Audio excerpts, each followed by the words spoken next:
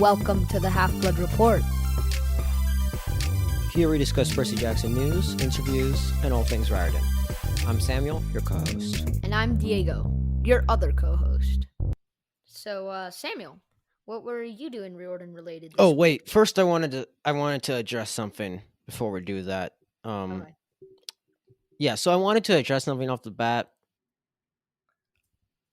We talked a lot last episode, or not a lot, but we talked for like a couple minutes about how I didn't want to release an episode late. But what I hadn't realized was that Sunday was going to be Father's Day. But it didn't come out on a Tuesday. The episode still came out on Monday. Did it come out in the evening on a Monday? No, it came out in the early afternoon. So you know what? I got some slack from Robert of the damn meme page, but I think that even it wasn't that late. It was like I think we've been pretty consistent releasing 5:30 a.m. on Monday. So if we have like a bad couple of weeks and then we go back to Monday, but it's a little bit late on a Monday, I mean, I get some like that's better than a Tuesday, right, Diego? Yeah, it is. I mean, Samuel has done it since the beginning, and sometimes there is a lot of Diego-ness to cut out of episodes. So much Diego-ness that I need to cut out of episodes. I mean, that's the bulk of the editing, though. I'm actually really glad there's a word for it now, because I originally had to call it freaking annoying stuff that I have to cut out of episodes because Diego says weird stuff. But now I can just call it Diego-ness, which is a much shorter way of Yeah, saying it. it's a shorter term. But yeah, no, guys, don't be too hard on Samuel. Yeah, it was Father's Day. Okay, Father's Day is once a year. All right, and it still came out on Monday. So Yeah, I mean, that's pretty good. yes. Moving on, Samuel, what did you do Riordan related this week? What did I do Riordan related? Well, I did some Firekeeper reading. Because later in this episode, we're actually going to be talking about the Shadow Crosser. We're going to be making predictions on the conclusion to the Storm Runner Trilogy. So I was kind of rereading the Firekeeper to be good for that. But because I suspect you're going to say something similar to that. So I did also want to spice it up a bit. And I said, this week I was really looking at for the Demigod news because I was just waiting for like the big thing we have to talk about, because usually there's something big that we got to talk about. And so then there were like a bunch of little things that I kind of ignored. I'm like, I'm not going to put this in the document. I'm just waiting for the major Demigod news to talk about. But then like no major Demigod news came. So then I made up the document. But then like a pretty major thing, Demigod news came. So then I was like, oh, I should probably put that in the document. Yeah. Yeah. So I was like, geez, I can't believe I like, and it's not even that major. It's just it feels major, but it's also not that major in a way. So, but we'll get to that later. I was kind of like waiting for like the important Demigod news in a way, and it just kind of felt like a lot of things in the fandom to be thinking about right now, Yeah, regarding related, but also definitely.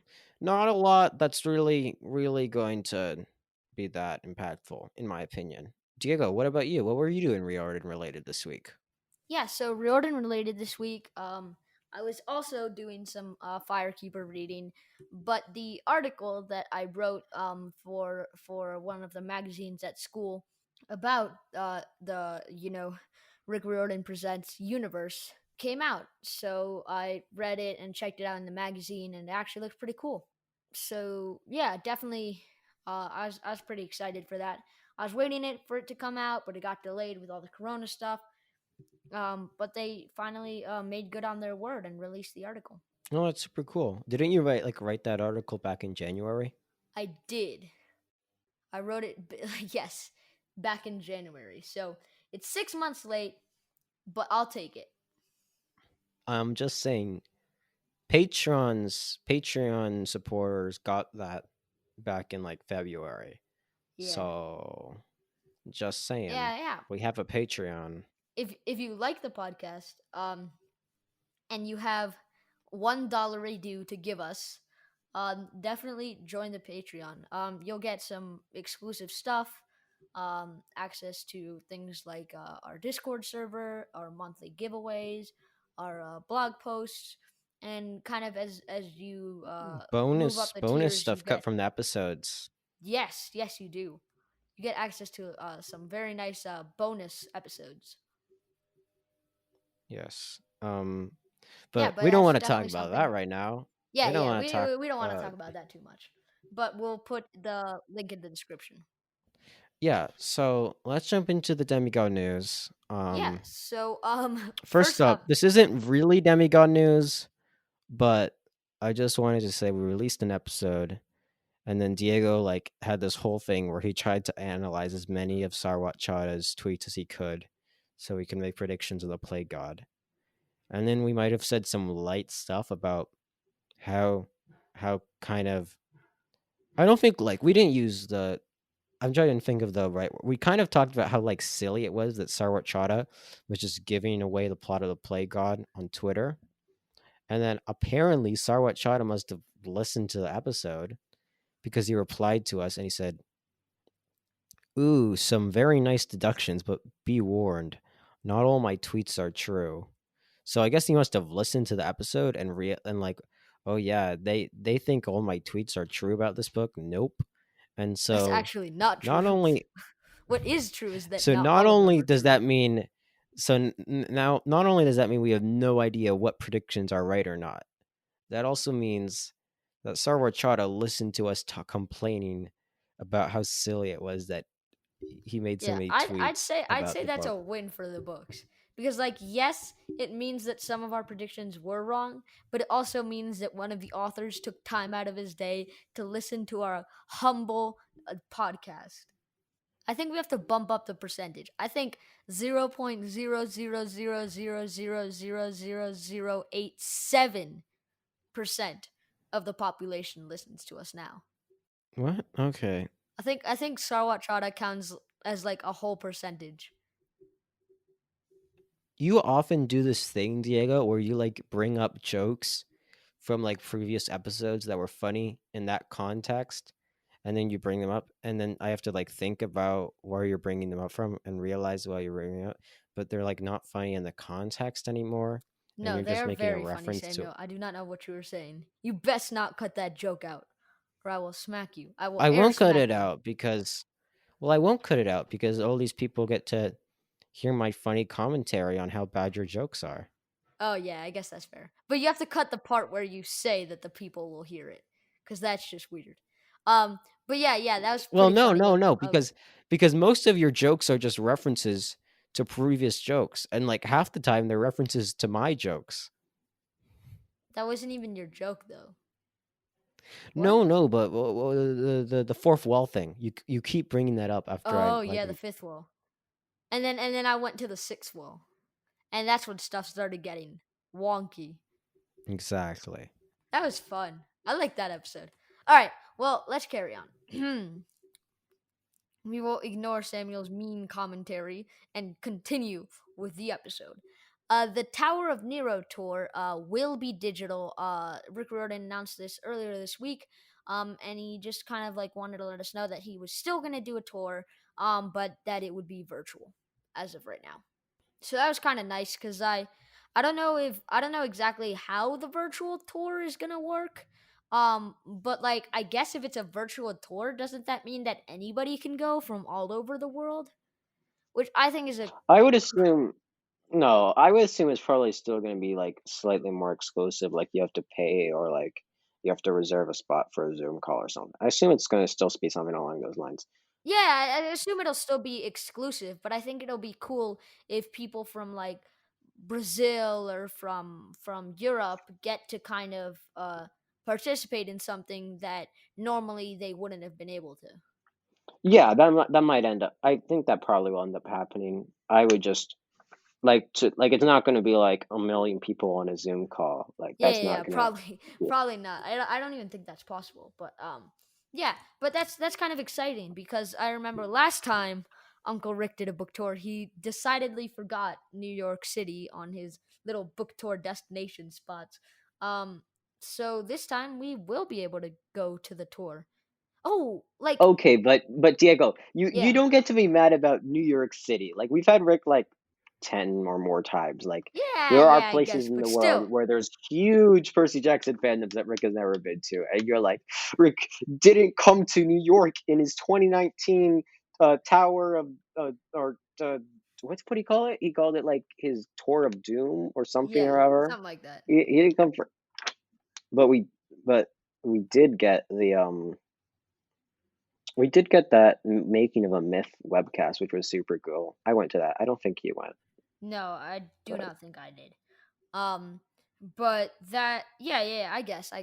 Yeah, I guess I should be less selfish. I should be like, Uncle Rick, get on a plane to Brazil and go there right now because those people are very nice. They were very instrumental in the development of the TV show. I think the Brazilian demigods have been basically instrumental in everything. Yeah, I'm pretty sure. Yo, Rick, what are you doing Like not going to literally Brazil? anything in the well, no, Yeah, he I'm has pretty been to sure. Brazil. He has been? He just doesn't do it often. Yeah. I guess that's super cool. But as Samuel said, we're definitely gonna have to kind of rush to reserve our seats so that we can be part of the tour. But I think that's cool. In other news this week, Kwame Mbalia and Carlos Hernandez will be giving digital speeches on Sunday for receiving the Coretta Scott Book Award and the Pure Belpre Award, respectively. Um, so if you don't know, those are two awards. The Coretta Scott King Award goes to an African American author who kind of made a very inspirational book and something that that kind of resonated with the community. And the Pura Bupper Award is kind of similar as well, but this goes to a Latino author. Yeah, and so Carlos Hernandez actually put up a YouTube video of himself like unboxing the award when he got it, and he like just got it this week, I think. So that was actually a pretty funny video. But yeah, so this is actually gonna be an already have happened thing when this episode releases, because it's happening Sunday the 28th.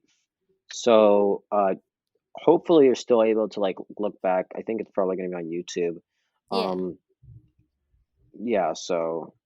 I don't like I want to say like the times for the thing like on 9 a.m. Central Time Kwame will be giving a speech 2 p.m. Central Time Carlos is going to give a speech, but it's probably not very useful to people who aren't going to be watching it live, so yeah, hello from the past. yeah, exactly.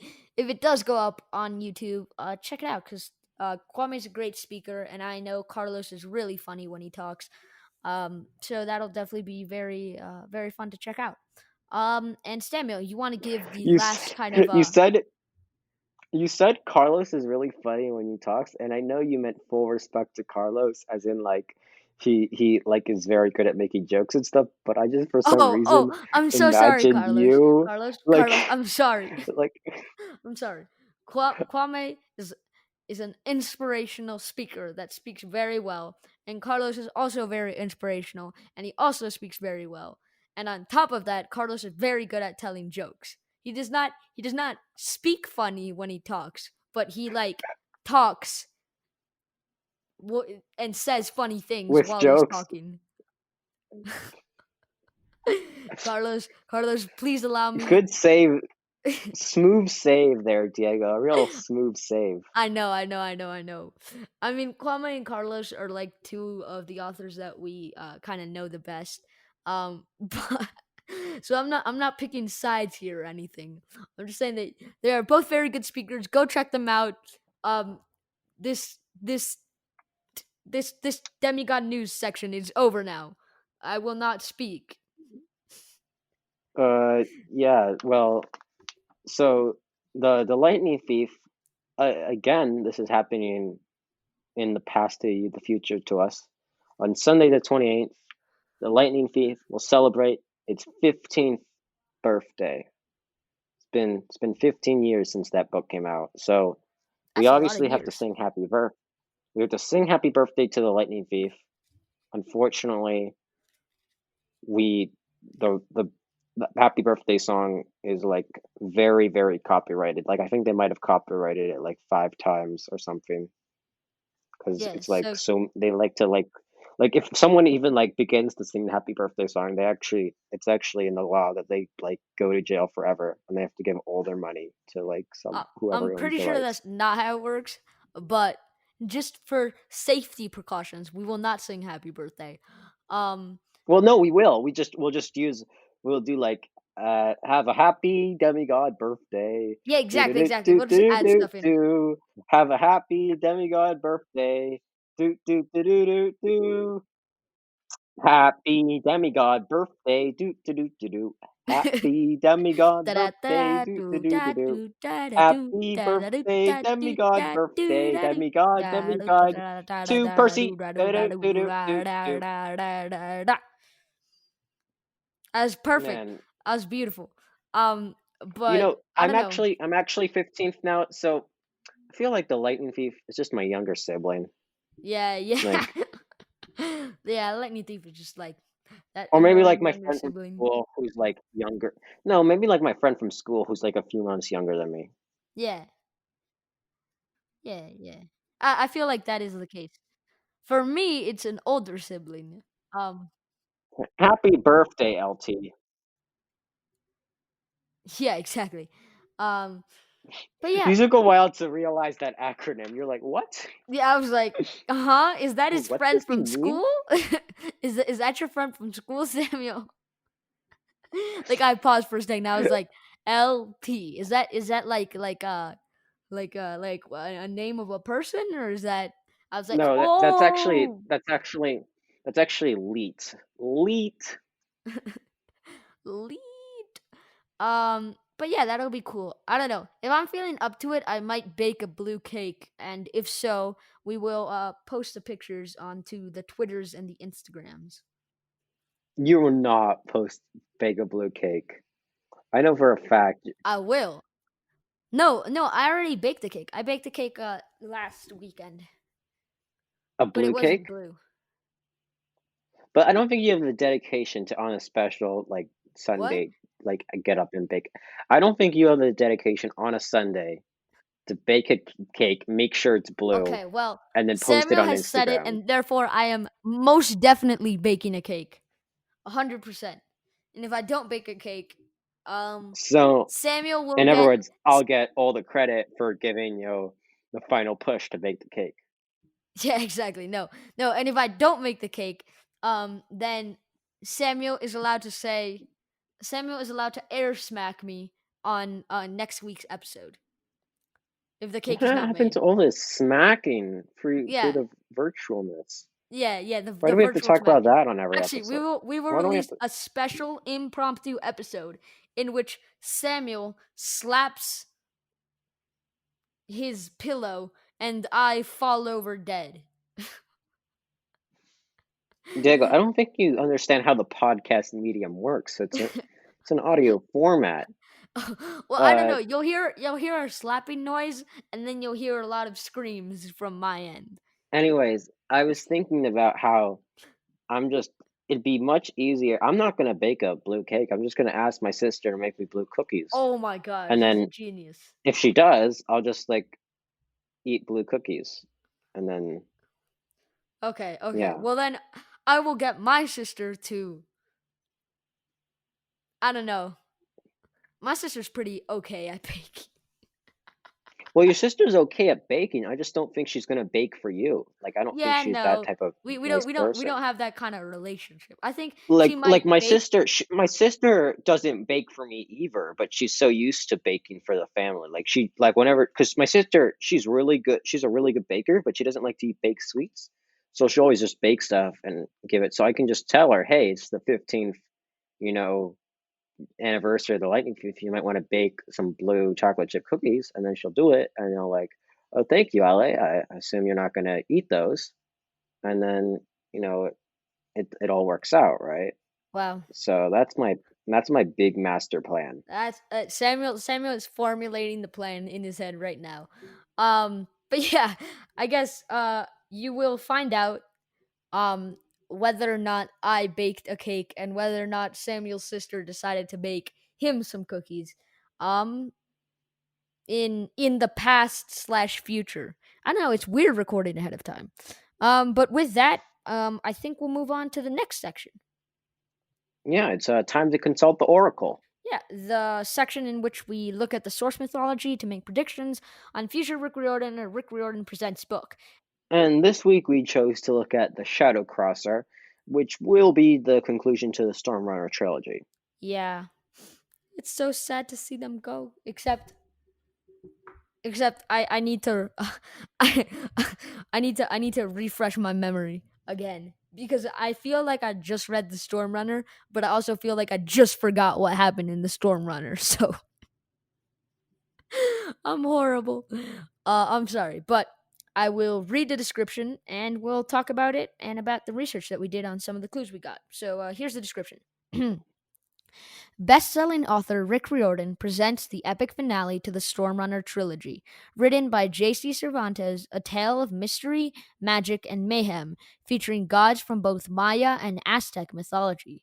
Zane Obispo has been working to his training at the Shaman Institute for higher order magic, and not only because it means he'll be reunited with his best friend Brooks. Anything would be better than how he has spent the last 3 months, searching for the remaining Godborns with a nasty demon who can sniff them out. Literally. But when Zane tracks down the last kid on his list, he's in for a surprise. The one is actually a pair of twins, and they're trying to prevent a mysterious object from falling into the wrong hands.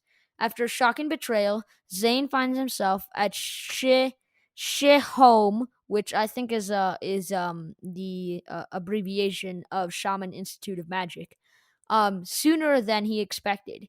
Even more shocking is the news that the Maya gods have gone missing. The bat god Kamazotz and Iskik, aka Blood Moon, have taken them out of commission, and the Godborns are their next target. The only thing the villain needs now, the object that the twins possess. Zane knows the Godborns aren't strong enough to stand up to Zotz, Idsik, and their army. There might be a way to save the gods, but it involves locating a magical calendar that can see across time and space, not to mention traveling more than 30 years into the past. In the Shadow Crosser, Zane and his friends embark on their most treacherous mission yet, a mission that, with one blunder, could change history as we know it, and worse, destroy the universe. Dun, dun, Dun, dun. Yeah, wow, that's a pretty long description, I think. Initial thoughts. What Yeah, are you so thinking? initial thoughts. Um, kind of when I read the description, the thing that jumps out to me really quick is that the one is actually a pair of twins, right? So two things right here. First of all, does a pair of twins means that it's two sets of twins, or does it mean that it's two people who are twins? Uh, I was just kind of thinking about how that's like Arusha stuff right there. Exactly. That's the second thing that I was going to say. That sounds exactly like Arusha. And I kind of wonder if there's some kind of a connection there. Because I know with a lot of the Rick Riordan Presents authors, there are a lot of like little like connections in between, and that might be partly because yes, they like all know each other and stuff, but it's also very likely that it's just because like in most mythologies there's always a pair of twins, and there's a lot of similarities between mythologies as we talked about before. I think when we were doing Rebecca Runhorse's his book, we kind of chatted about how the lightning in that book is kind of represented in a lot of different mythologies.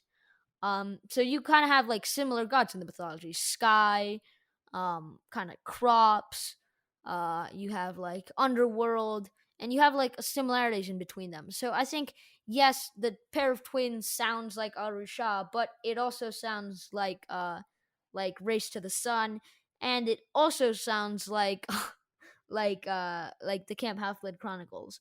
So I feel like there's a lot of twins kind of spread all throughout mythology, and I think it'd be pretty interesting to kind of see those Oh similarities. yeah, I totally agree with you how like the whole twin dynamic. It's just kind of like because they're like twins come up in mythology a lot, and it doesn't have anything to do, with the books.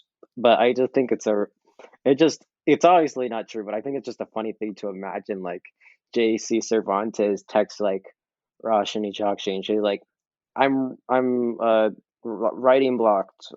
Any ideas?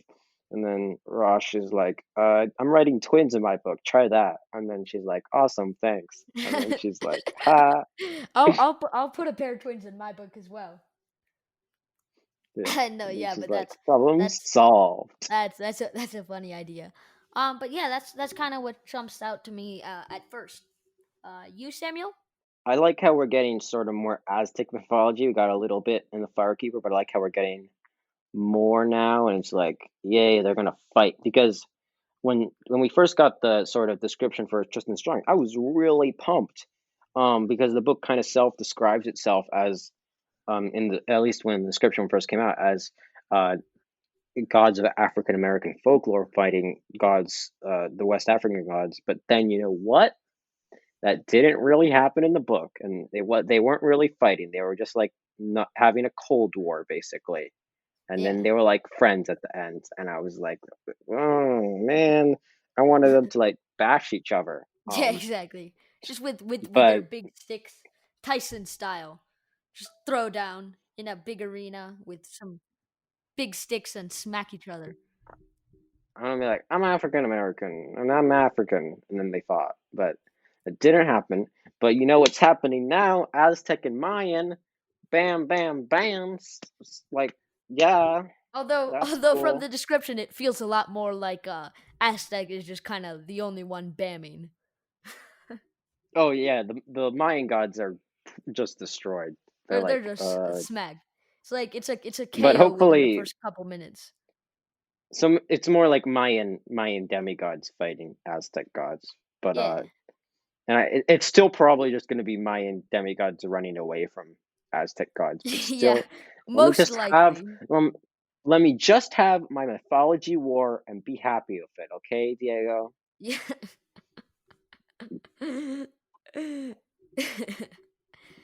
You heard that authors out there, if you want to please Samuel, you just pit two mythologies against each other and include some throwdowns, and Samuel will be happy. Yeah, no more like at the end they're all friends, okay? They should Because not be friends, never friends. well, they should be friends. I just don't want them to. That's not maybe. It's like everyone's happy now. I'm like Say, everyone's happy in the book except I'm not happy in my life. So, oh, oh exactly. Yeah, that's kind of interesting that like you have some kind of like conflict right there. But another thing that I found really interesting, and now we're kind of getting more into the research, was kind of the research that I did, which was this last little part that says there might be a way to save the gods, but it involves locating a magical calendar that can see across time and space. And that might be like, oh wow, that's super interesting. But then again, this is Mayan mythology, and if anybody knows one thing about Mayan mythology, it's probably the Mayan calendar. So I kind of did some research on that, and I was trying to do some maths with like a base 20 system, and 360 days in a year, and 18 months to kind of figure out like when Zane's birthday was and what 30 years from 2020 in Aztec glyphs kind of was, in sorry Mayan glyphs. But that kind of didn't it wasn't very fruitful, that search. But what I did find is that the goddess of the calendar, the goddess who kind of gave the calendar to the Mayans, is Itzamna, and it's pronounced Itzamna. Oh, I got it right first try. I'm a genius. Um, but yeah, she is the creator deity, thought to reside in the sky. And kind of not very much is known about this god, except from a couple of kind of facts from the early kind of conquistador period. She's kind of like the goddess, and she's in the sky, and she deals with things like the passing of time, and that's kind of how she gave the calendar to the Mayans. Hmm. Do you think she's going to play like a major role in this book, considering that the calendar's coming in? I don't know if she'll play a major role since not much is known about her, but I definitely think that it will come up kind of as she might play a part in kind of finding the calendar, and when they find it they might need to kind of challenge her or answer a series of questions or something like that. But yeah, it's super interesting, all of the kind of Mayan calendar stuff, because the Mayans were a very advanced civilization in terms of like mathematics and timekeeping as well. So it's kind of it's hard to just try to understand it in a couple hours or so. But there's just so much to it. There's solar cycles, lunar cycles, and there's these days which are known as the unlucky days at the end of each year, right? So you have 360 days, because that kind of works with the 18 times 20, and since they worked on a base 20 system, that's how they counted it. So they kind of just added an extra month, which they called like the 19th month, and that was just like kind of the random month with 5 days, and they were thought to be unlucky if you were born on those 5 days. To me, it's still so crazy how the Mayans can invent one of the most complex and accurate calendar systems in human history, and then say, "Yeah, actually, we didn't invent it. A god gave it to us." Like, no, take credit for your work. Take pride in your work. Freaking Mayans, not taking, not like taking credit for the great accomplishments they did.